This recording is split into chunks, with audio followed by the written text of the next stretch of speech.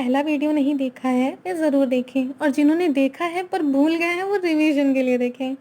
Basic maths और दूसरे subjects के रिवीजन के लिए भी हमारे चैनल पे वीडियोस अवेलेबल हैं, तो आप उन्हें भी ज़रूर देखिए। And again I request to all of you that आप अपने व्यूज़ और फीडबैक्स हमसे शेयर करिए। तो चलिए वीडियो की शुरुआत करते हैं फर्स्ट क्वेश्चन से। The release of which of the following into ponds and wells helps in controlling the mosquitoes? इनमें से किसे तालाबों और कुओं में छोड़ देने से मच्छरों को रोकने में सहायता मिलती है? सही आंसर है गैम्बोसिया फिश, जिसे स्थानीय भाषा में गटर गप्पी भी कहते हैं। ये मछली मच्छरों के लार्वा को खाती है, जिससे कि उनको रोकने में हेल्प मिलती है, और वो भी बिना किसी तरह के केमिकल के इस्तेमाल के। I mean, how wonderful it is that you can control mosquitoes without loading the environment with toxic chemicals. About other option, dogfish. It is a common name. Its scientific name is Scoliodon. ये dogfish नाम इसे इसलिए दिया गया है क्योंकि इनकी smelling power बहुत तेज़ होती है, और इसे हम और आप जिस नाम से जानते हैं वो है sharks. Next question. Which of the following is declared as the richest person in Forbes 34th annual billionaire list? नीचे दिए गए सभी विकल्पों में से फोर्ब्स की 34वीं अमीरों की सूची में सबसे अमीर घोषित किसे किया गया है?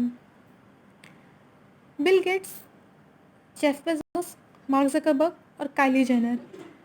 Answer is Jeff Bezos. Jeff Bezos Amazon company के फाउंडर, सीईओ और प्रेसिडेंट हैं। आपने अमेजन का लोगो अगर ध्यान से देखा होगा तो उसमें नीचे एक एरो बना हुआ है जो ए से शुरू होकर जेड को पॉइंट करता है। इसका मीनिंग ये कि अमेजन पर आपको ए टू जेड हर सामान मिलेगा। सोचिए ज़रा, लोगो डिज़ाइनिंग भी इतना एब्स्ट्रैक्ट हो सकता है। एक और फैक्ट ये है कि अमेजन एक नदी का नाम भी है जो कि साउथ अमेरिकन कॉन्टिनेंट में बहती है, और Amazon river largest river of the world है और second longest after Nile river. बाकी के जो ऑप्शंस हैं जैसे Bill Gates software company Microsoft के संस्थापक हैं। Mark Zuckerberg social networking site Facebook के संस्थापक हैं। मार्क जकरबर्ग के बारे में एक इंटरेस्टिंग फैक्ट ये भी है कि वो red and green colour blind हैं। जो रंग वो सबसे अच्छा देख सकते हैं वो है ब्लू, और यही रंग फेसबुक वेबसाइट और मोबाइल ऐप का डोमिनेटिंग कलर भी है। काइली जेनर के बारे में आपको मैंने अपने पिछले वीडियो में बताया है, so as I said earlier कि अगर आपने उसे नहीं देखा है तो प्लीज़ उसे देखिए। और अब next question. Which of the following non metal is liquid? इनमें से कौन सी अधातु द्रव अवस्था में पाई जाती है? यहाँ जो चार ऑप्शंस दिए गए हैं वो सभी नॉन मेटल्स के ही एग्जाम्पल्स हैं, पर वो इकलौता नॉन मेटल जो कि रूम टेम्परेचर पर लिक्विड फॉर्म में होता है वो है bromine.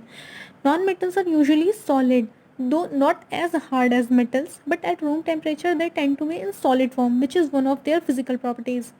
The only exception to this is bromine. साथ ही ब्रोमीन और मर्करी, यही दो एलिमेंट्स, यही दो तत्व पूरे पीरियोडिक टेबल में जो कि रूम टेम्परेचर पर लिक्विड स्टेट में होते हैं। Next question. The Bhopal gas tragedy of 1984 was due to the leakage of which of the following gases? 1984 की भोपाल गैस त्रासदी इनमें से किस गैस के रिसाव के कारण हुआ? सही आंसर इस क्वेश्चन का है मिथाइल आइसोसाइनेट, MIC। बाकी ऑप्शंस को अगर चेक करें तो मीथेन, जिसको कि गोबर गैस भी कहते हैं। क्यों? क्योंकि गोबर गैस प्लांट्स में मेनली जो गैस प्रोड्यूस होती है वो है मीथेन। ये एक ग्रीन हाउस गैस भी है। Nitrous oxide other name is laughing gas. Carbon monoxide, carbon monoxide एक जहरीली गैस होती है जिसमें ना ही कोई गंध होती है ना ही कोई टेस्ट। ज़्यादा मात्रा में इसे ब्रीद इन करने पर डेथ भी हो सकती है। Next question. The name of Mahanadi during the period of Mahabharata was? Mahabharata काल में महानदी किस नाम से जानी जाती थी? Correct answer is C option, Chitrotpala. Mahanadi Hirakud बांध के लिए भी जानी जाती है। ये नदी छत्तीसगढ़ और ओडिशा राज्यों से होकर बहती है। अब यहाँ पर लर्नर्स के लिए एक क्वेश्चन। इन चारों ऑप्शंस में से ऐसी कौन सी रिवर है जिस पर कई 100 सालों से वाटर डिस्प्यूट चला आ रहा है, और ये डिस्प्यूट किन दो स्टेट्स के बीच में है? आप इसका आंसर मुझे कमेंट बॉक्स में बताइए and please participate. Next question. The water is safe to drink is called? पानी जो पीने के लिए सुरक्षित है उसे कहा जाता है।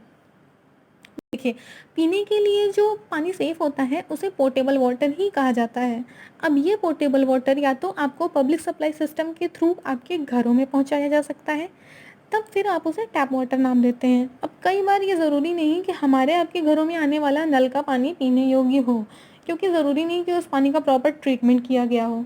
ये भी ज़रूरी नहीं कि जो सप्लाई चेन है वो इतनी एफिशिएंट हो कि आपके घर तक साफ़ पानी पहुंचाए। तो इस सवाल का सही जवाब पोर्टेबल वाटर ही है। थर्ड ऑप्शन यानी फ्रेश वाटर के लिए ये कि फ्रेश वाटर में अक्सर कई तरह की इम्प्योरिटीज़ यानी अशुद्धियाँ हो सकती हैं। कैल्शियम सॉल्ट्स की वजह से ये हार्ड भी हो सकता है। अगर फ्रेश वाटर यानी मीठा पानी इन सब से फ्री है, तब वह भी पीने योग्य है, यानी कि पोर्टेबल है। ए ऑप्शन यानी डिस्टिल्ड वाटर को पिया तो बिल्कुल जा सकता है, क्योंकि ये पानी का शुद्धतम रूप है, पर इसका रेगुलर यूज़ आपने कहीं नहीं देखा होगा, क्योंकि पानी पीने के पानी में मिनरल्स के जो ज़रूरी लेवल्स रिकमेंडेड हैं WHO की तरफ से, वो इसमें बिल्कुल भी नहीं होता। Next question, and this is my favourite question, which country is known as the land of rising sun? किस देश को उगते हुए सूरज की धरती कहते हैं? इसका उत्तर है जापान। सदियों पहले ऐसा माना जाता था कि जिस देश में सबसे पहले सूर्योदय दिखाई देता है वो है जापान, और इसी के चलते यह नाम पड़ा इस देश का। Other option, Finland. फिनलैंड को लैंड ऑफ 1000 लेक्स भी कहा जाता है, पर असल में फिनलैंड में 1000 से भी ज़्यादा लेक्स हैं। 1,87,888 लेक्स टू बी एग्जैक्ट। अगर लैंड मास और पॉपुलेशन के लिहाज से देखा जाए तो हर 26 लोगों पे एक लेक। सो कूल ना। हमारे देश में तो 26 लोगों पे एक पार्क तक नहीं है, और यहाँ झील ही झील। एक और बात, लगातार 3 साल से हैप्पीनेस इंडेक्स में फिनलैंड टॉप पर है। आप कह सकते हैं आजकल हैप्पीएस्ट कंट्री कौन सी? फिनलैंड। अब बात करते हैं नॉर्वे की। तो ये लैंड ऑफ मिडनाइट सन कहलाता है। क्यों? क्योंकि नॉर्वे में एक शहर है स्वालबार्ड, जहाँ 19 अप्रैल से 23 अगस्त तक सनसेट होता ही नहीं। ऐसी जगहों पर बर्थडे मनाना कितना अच्छा लगता होगा। सेलिब्रेशन चले जा रहा है, दिन ख़त्म ही नहीं हो रहा है, बर्थडे तो मेमोरेबल बन जाए यार। Okay, next question. Minamata disease was caused by eating fish which have high level of. Minamata रोग मछलियों के सेवन से होता है जिनमें अत्यधिक मात्रा में पाया जाता है। जो फर्स्ट ऑप्शन है, कैडमियम, मर्करी, आर्सेनिक, इनमें से कोई नहीं, तो इसका सही जवाब है मर्करी।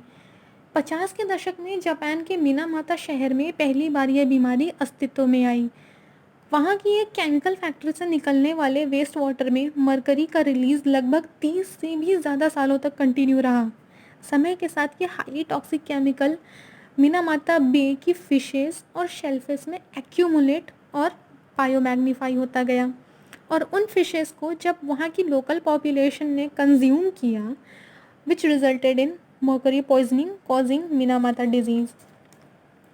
कैडमियम टॉक्सिसिटी से इटाई इटाई नाम की बीमारी होती है। ये डिजीज़ भी सबसे पहले जापान में देखने को मिली, वो भी 50s में ही। इटाई इटाई डिजीज़ टर्म वहाँ की लोकल पॉपुलेशन ने दिया, क्योंकि इस बीमारी से ग्रस्त लोगों को रीढ़ की हड्डी और जॉइंट्स में सीवियर पेन होता था, और इस तरह से सारी दुनिया में ये इट हर्ट्स डिजीज़ या इटाई इटाई डिजीज़ नाम से जाना गया। Next question, the tissue that connects one bone with the other is called. ऊतक जो एक हड्डी को दूसरी हड्डी से जोड़ता है वो क्या कहलाता है?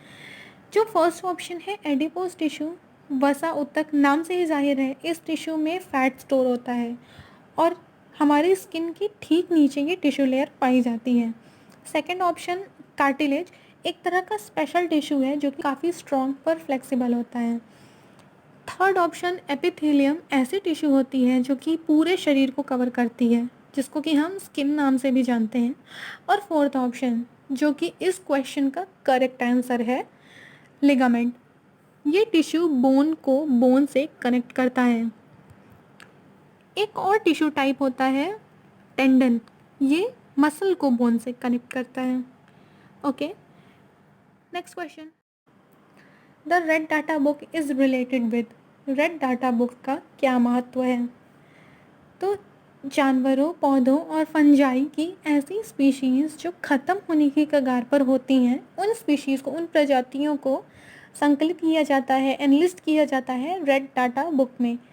स्टडीज़ और रिसर्च के लिए सारी ज़रूरी और डिटेल्ड इन्फॉर्मेशन इसमें होती है। ये उन रेयर और अस्तित्व के खतरे से जूझ रही स्पीशीज़ के प्रोटेक्शन में भी हेल्प करता है, क्योंकि इसकी वजह से उन स्पीशीज़ के मॉनिटरिंग प्रोग्राम्स में भी मदद मिलती है।